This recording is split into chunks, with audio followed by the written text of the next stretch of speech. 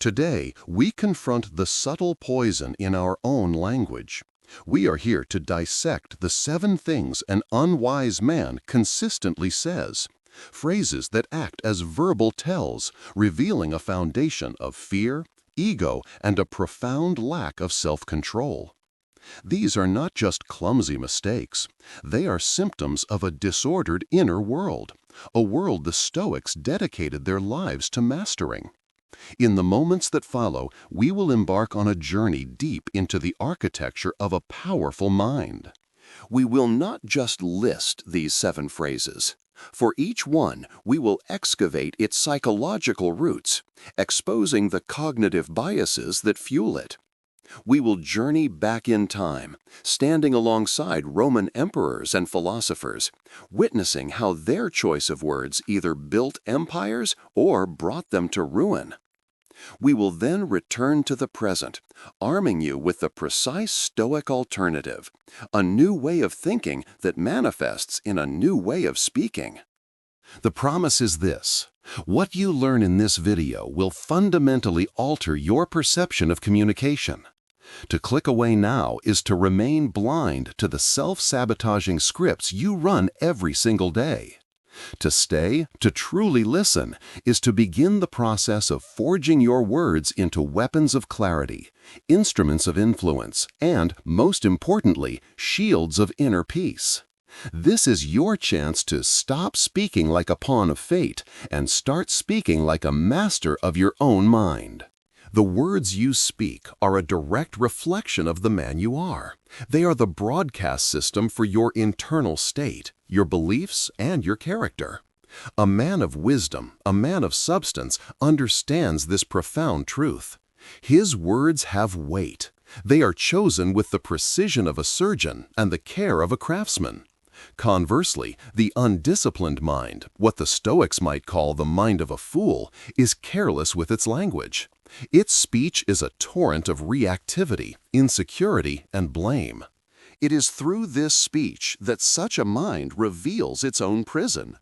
The ancient Stoics knew that mastering your life begins with mastering your thoughts, and the most tangible expression of your thoughts is your words. Let us, together, explore the 7 phrases that instantly signal a mind not yet in command of itself. This is not about judgment. It is about diagnosis, so that we can begin the cure. First, we must confront the most common and perhaps the most corrosive phrase of all. It's not my fault. These 4 words are the anthem of the victim. They are a declaration of powerlessness. When a man says, "It's not my fault," he is doing more than simply deflecting blame for a specific event. He is actively rejecting the single most powerful tool he possesses, his agency. The core tenet of Stoicism, the dichotomy of control, as articulated by Epictetus, teaches us to distinguish between what is within our power and what is not. Our actions, our judgments, our choices, our words, these are ours. The actions of others, the weather, the economy, our reputation, these are not entirely ours. The undisciplined mind constantly blurs this line. It obsesses over what it cannot control and neglects what it can. The phrase, "It's not my fault," is a complete abdication of the latter. It is an attempt to place the cause of one's suffering entirely in the external world, thereby rendering oneself helpless to change it. Consider the historical case of the Great Fire of Rome in 64 AD. The city burned for 6 days, devastating the population. The emperor, Nero, a man defined by his vanity and emotional incontinence, faced a furious public. Did he look inward? Did he analyze the response of his prefects, the state of Rome's firefighting equipment, or his own leadership during the crisis? No, he needed a scapegoat. He declared, in essence, "It's not my fault," and pointed his finger at the nascent Christian community, a small and misunderstood sect at the time. He initiated a brutal persecution, using them as a public spectacle to deflect blame. This act of externalization did not solve Rome's problems. It did not make the city safer. It only revealed the moral and intellectual bankruptcy of its leader, a man so terrified of responsibility that he would rather burn the innocent than examine his own role in a catastrophe. Nero's life was a testament to the chaos that ensues when a leader refuses ownership. Now contrast this with Marcus Aurelius.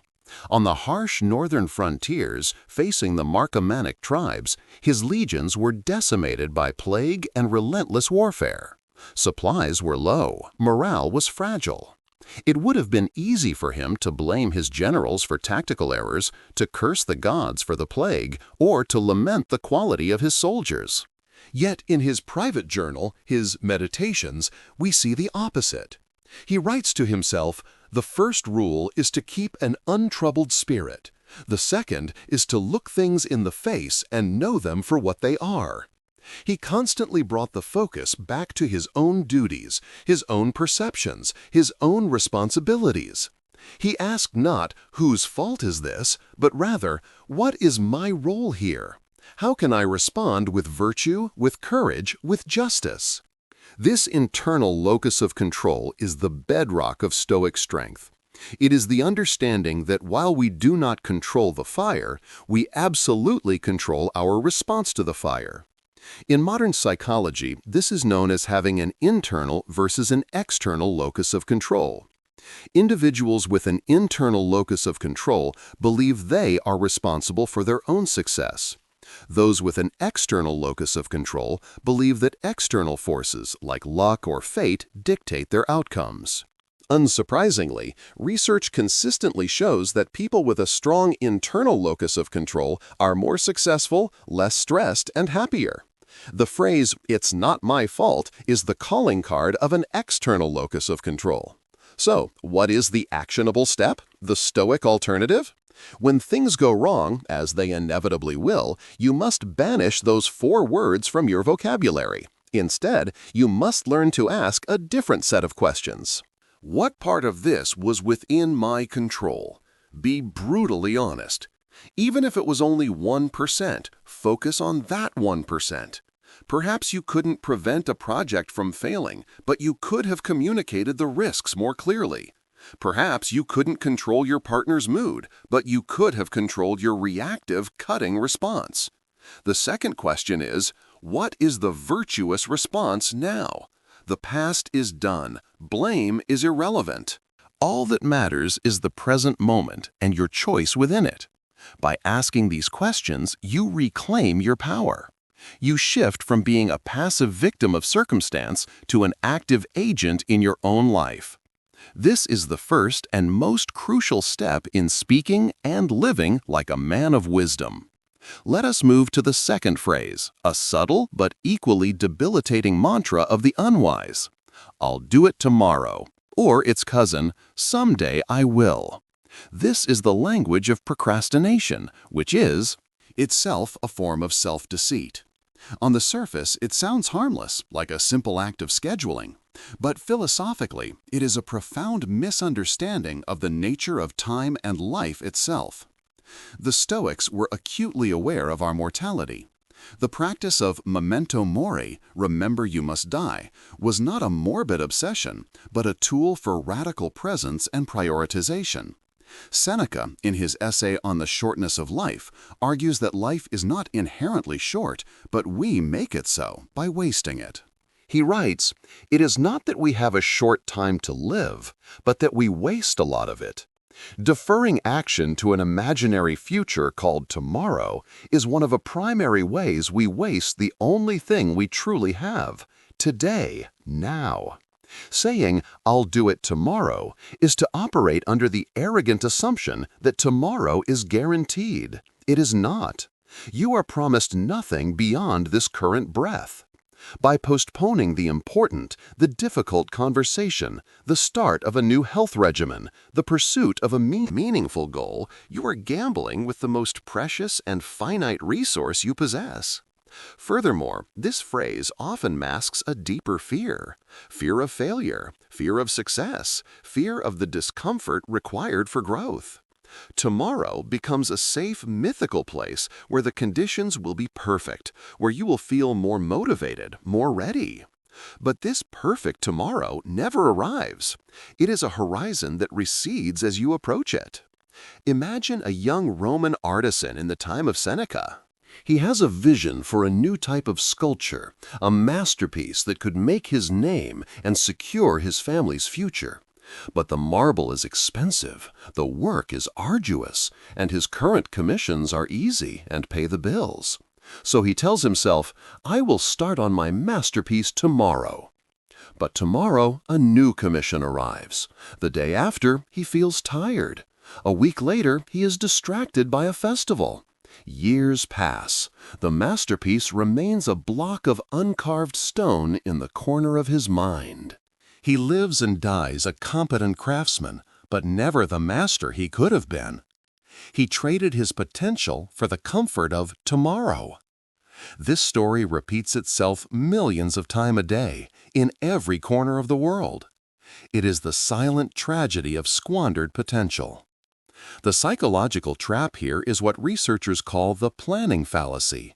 We systematically underestimate the time and effort required to complete a future task. We also tend to believe our future self will be more disciplined, energetic, and motivated than our present self. This is a cognitive illusion. Your future self is just you, but older. He will be subject to the same temptations and distractions as you are today. The only way to build that disciplined future self is to take disciplined action right now. What then is the Stoic solution? It is to embrace the concept of hic et nunc, here and now. You must treat this day as the only day you have. Marcus Aurelius reminded himself, "Do every act of your life as if it were your last." This isn't about recklessness, it's about focus. It forces you to ask, is this action worthy of my final moments? Is scrolling through social media? Is delaying my most important work? The practical application is to break the spell of tomorrow with immediate, even microscopic action. You don't need to complete the entire task. You just need to begin it. Instead of saying, "I'll start writing my book tomorrow," say, "I will write one sentence right now." Instead of, "I'll start going to the gym tomorrow," say, "I will do 10 push-ups right now." This is the principle of kairos, the opportune moment. The only opportune moment for action is always now. By taking a small, concrete step, you destroy the inertia of procrastination. You prove to yourself that you are a person who acts, not a person who plans to act. Eliminate tomorrow and someday from your goals. Replace them with now and today. For today is the only field upon which the battles of your life can be won. The third phrase that reveals a mind in turmoil is one that lives in the rearview mirror. If only. This is the siren song of regret. If only I had taken that job. If only I had said what I truly felt. If only I had invested in that stock. This phrase is a gateway to a mental prison of endless, looping simulations. You replay the past, tweaking variables, imagining alternate timelines where you made the right choice and are now living a better life. This is not productive reflection. It is self-flagellation. It is a profound waste of mental and emotional energy, because the past is the one thing that is definitively, absolutely, and irrevocably outside of your control. To wish it were different is as futile as wishing the sun would rise in the west. It is a form of madness. Epictetus was ruthless on this point. He taught that our suffering comes not from events themselves, but from our judgments about them. The phrase, "if only," is a judgment. It is the judgment that a past event was bad and that a different past would have been good. But this is an assumption you cannot possibly prove. You have no idea what unforeseen consequences, what new challenges or disasters that alternate path might have held. The job you didn't take might have led to a miserable boss and burnout. The relationship you romanticize might have ended in a bitter divorce. You are tormenting yourself with a fantasy. Think of the Roman general Quintilius Varus. In 9 AD, he led 3 Roman legions into the Teutoburg forest in Germania. Against the advice of his scouts, he trusted a Germanic chieftain named Arminius, who was secretly plotting an ambush. The result was one of the greatest disasters in Roman military history. All 3 legions were annihilated. Varus took his own life. For years after, the Emperor Augustus would reportedly wander his palace at night, banging his head against the walls and crying out, "Quintilius Varus, give me back my legions!" Augustus, one of the most powerful men in the world, was trapped in the prison of if only. If only Varus had listened. If only he hadn't trusted Arminius. This regret consumed him, but it could not bring back a single soldier. It could not change what was done. It only added his own present suffering to the past catastrophe. The psychological phenomenon at play is called counterfactual thinking. While it can sometimes be useful for learning, e.g., next time I'll prepare more, it becomes toxic when it turns into rumination. Rumination is like a cognitive hamster wheel. You're running furiously but going nowhere. It is strongly linked to depression and anxiety because it keeps the emotional wounds of the past fresh and bleeding into the present. The Stoic antidote to if only is the powerful concept of amor fati, a love of one's fate. This idea, most famously articulated by Nietzsche but deeply Stoic in its roots, is not about passive, the resignation. It is an active, enthusiastic acceptance of everything that has happened in your life, the good, the bad, the ugly, as necessary. It is the belief that every event, every mistake, every triumph has forged you into the person you are today. To wish away any part of your past is to wish away a part of yourself. The actionable practice is to transform regret into reflection. When the thought, "if only I had," arises, you must consciously stop it and reframe it. What did I learn from that experience? And how can I use that lesson to act more wisely now? This transforms the past from a source of pain into a source of wisdom. You cannot change the past, but you can change your relationship to it. You can choose to see it not as a series of mistakes to be mourned, but as a curriculum that has been perfectly designed to teach you. Love your past, all of it, for it has delivered you to this very moment where your true power lies. Fourth on our list is a phrase that relinquishes all emotional sovereignty. He made me angry, or she made me sad, or they made me feel. No one can make you feel anything. This is perhaps the most radical and liberating teaching of Stoicism, and the most difficult to truly internalize. This phrase is a fundamental lie. It posits that other people or external events have a direct neurological connection to your emotional center, able to bypass your own mind and trigger feelings within you. This is false. Events happen in the external world. Your mind then interprets and assigns a judgment to those events. It is your judgment and your judgment alone that creates the emotion. As Epictetus stated plainly, men are disturbed not by things, but by the views which they take of them. When you say, "he made me angry," you are handing the keys to your inner peace to someone else. You are making your emotional well-being dependent on the behavior of others, which is something you absolutely cannot control. You become a puppet, and the words and actions of other people are the strings. A wise person, a Stoic, seeks to cut those strings. They understand that their internal citadel, their mind, is inviolable. Nothing can enter it without their consent. Consider the story of Cato the Younger, a Roman statesman and staunch Stoic famous for his moral integrity. He was a political opponent of Julius Caesar and was known for his unflappable demeanor.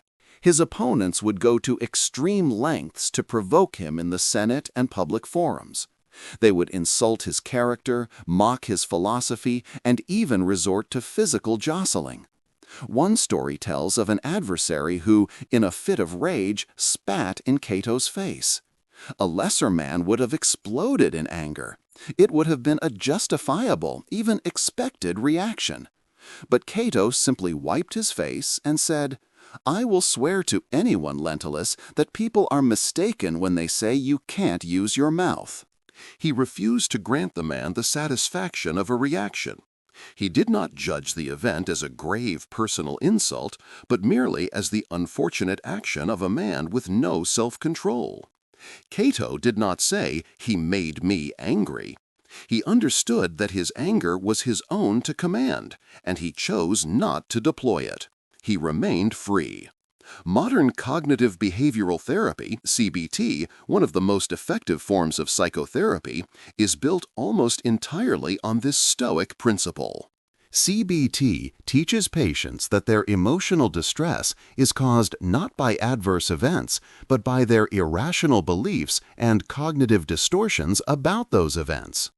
The therapy involves identifying those distorted thoughts. Example, "This insult is a catastrophe that I cannot bear," and replacing them with more rational ones. Example, "His words are just vibrations in the air. My value is not determined by his opinion."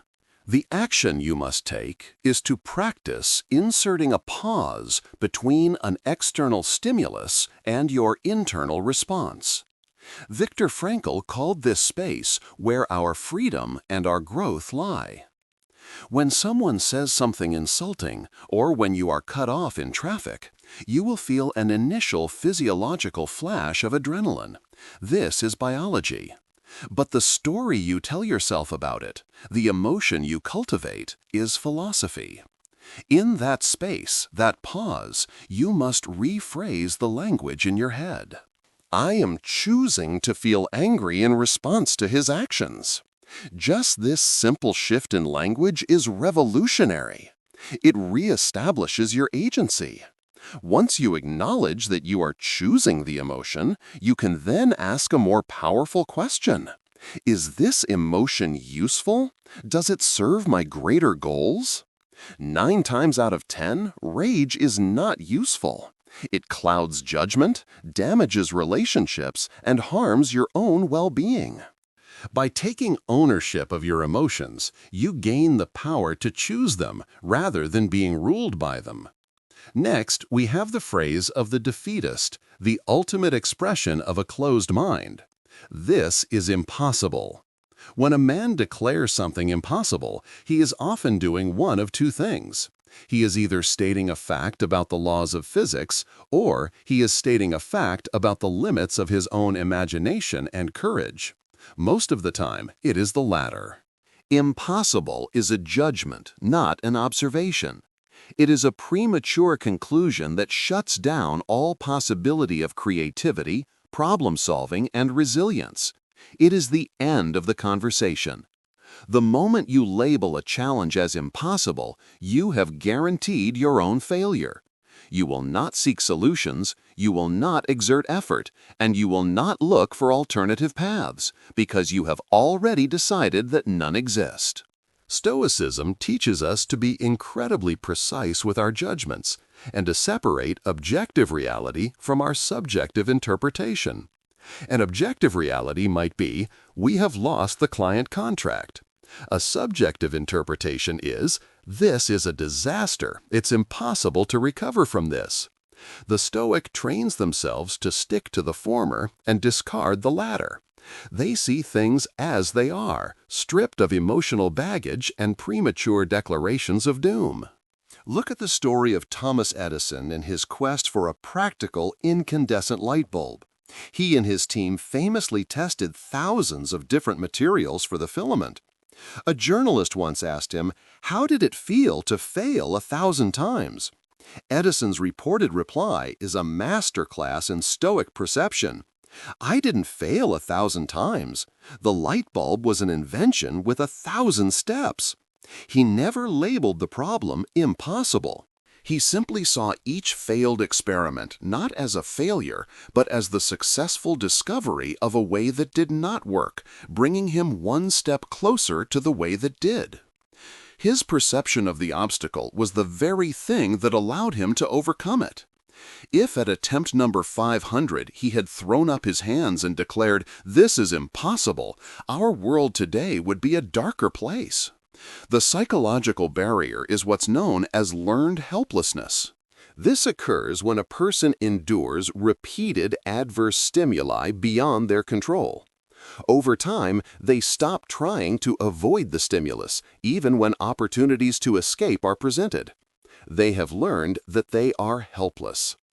Declaring something impossible is a form of self-inflicted learned helplessness.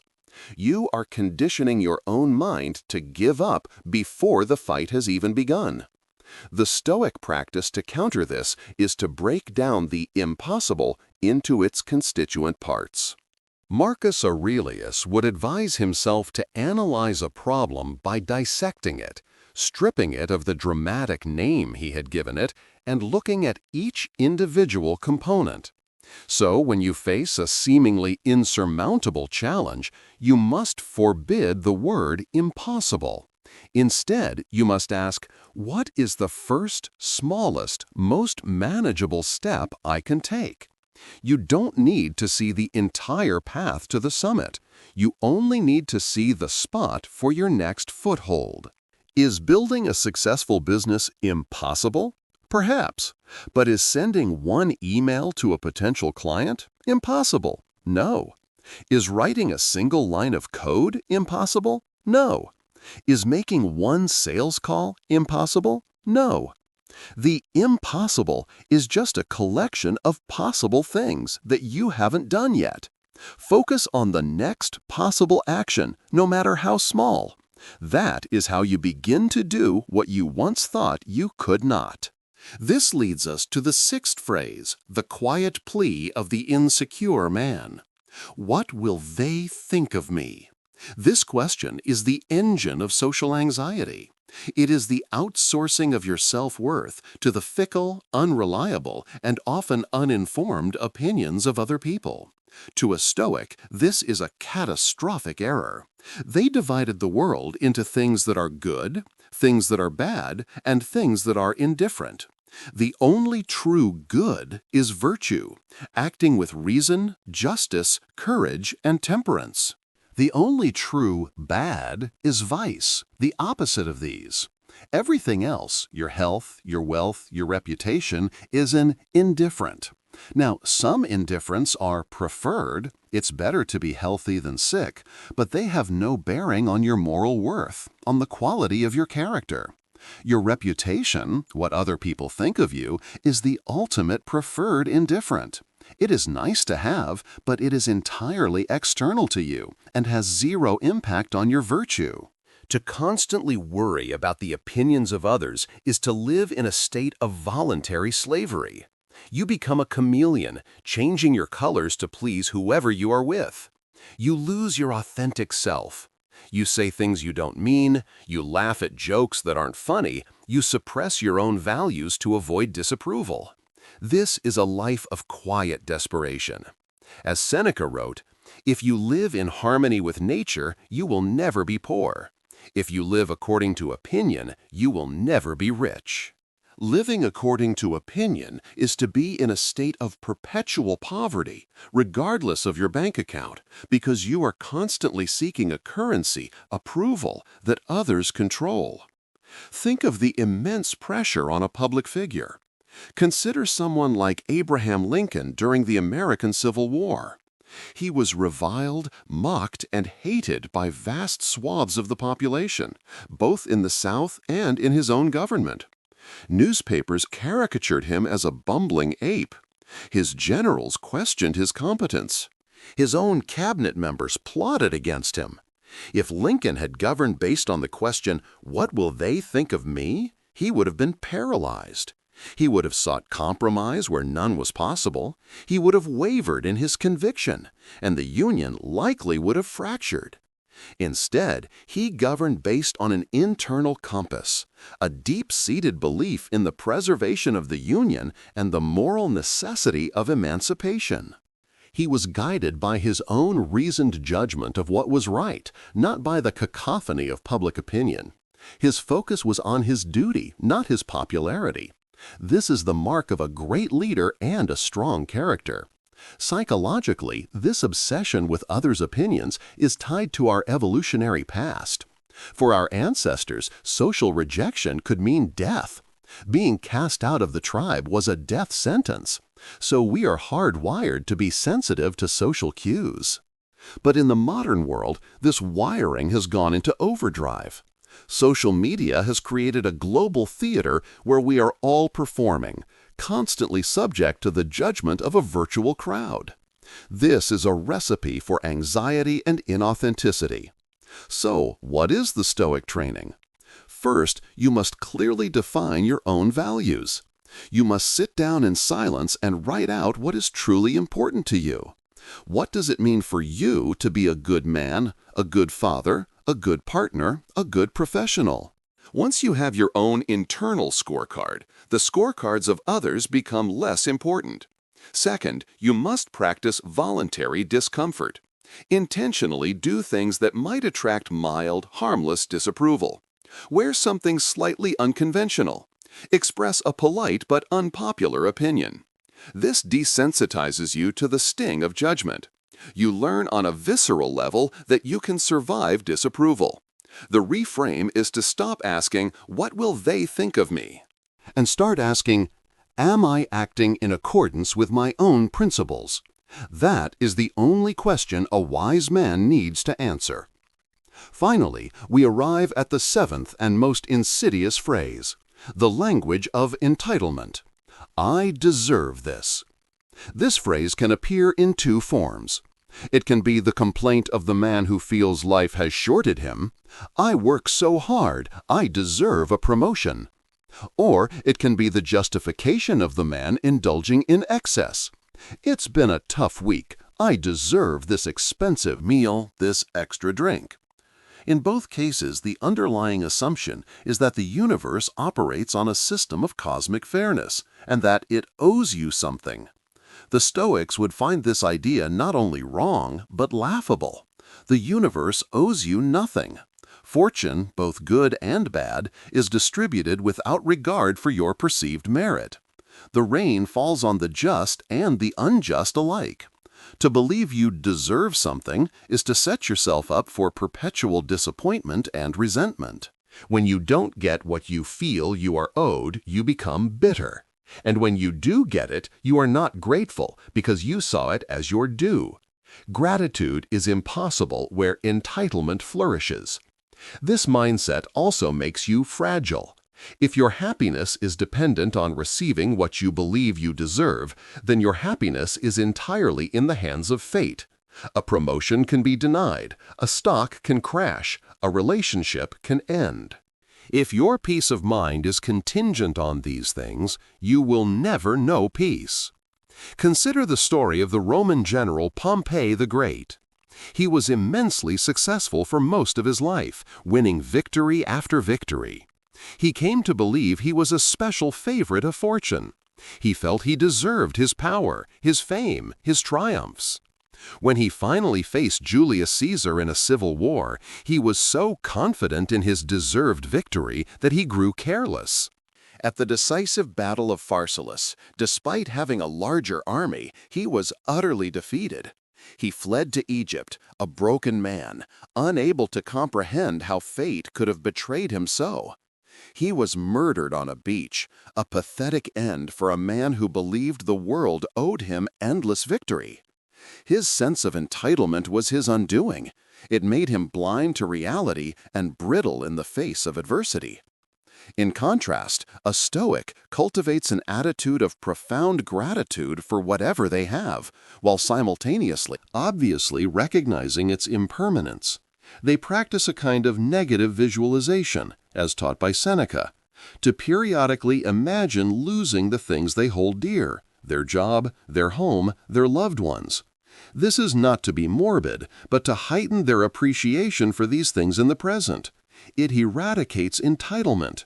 You cannot feel entitled to something you are acutely aware could be gone in an instant.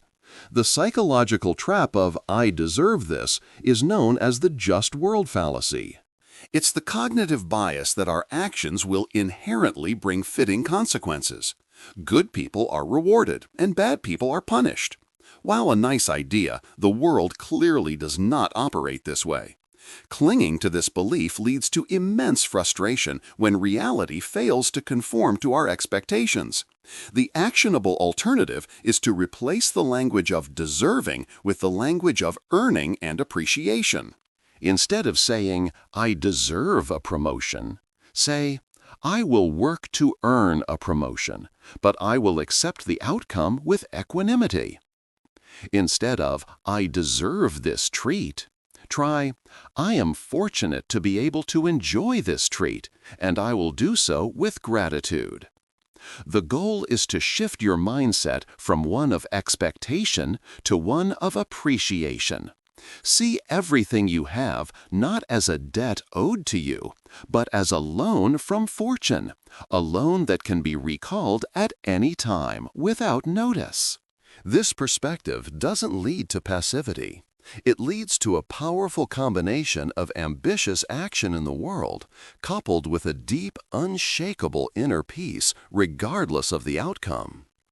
These 7 phrases are the bars of a cage we build for ourselves with our own mouths. "It's not my fault." "I'll do it tomorrow." "If only I had." "He made me angry." "This is impossible." "What will they think of me?" "I deserve this." Each one is a surrender of power, a confession of weakness, a step away from the life of virtue and tranquility that Stoicism offers. To master your life, you must first master your language. Listen to the words you speak today. They are the truest measure of the man you are and the clearest indicator of the man you are becoming. If this exploration of Stoic wisdom has provided you value, subscribe for more deep dives into the art of living. Like this video to share the knowledge. And I leave you with this question to reflect on, not from others, but from yourself.